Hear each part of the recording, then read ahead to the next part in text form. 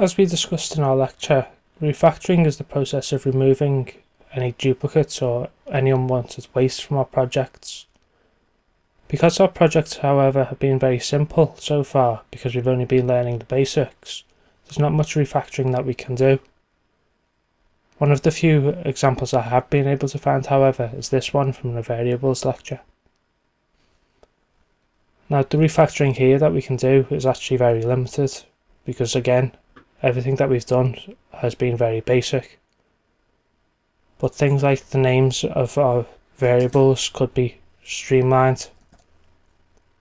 We could, if we wanted to, replace this variable altogether, and this will make our process more efficient in terms of memory usage, because again, it won't need as much memory because it's not using as many variables.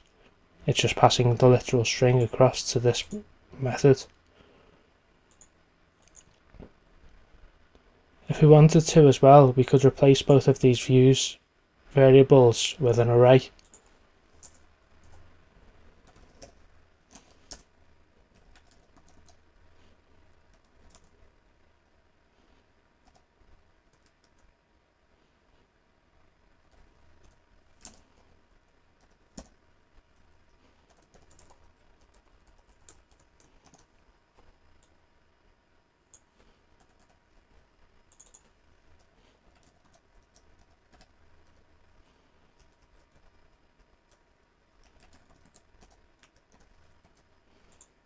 And this will still give us the same output as it gave us originally, which is 13 views total.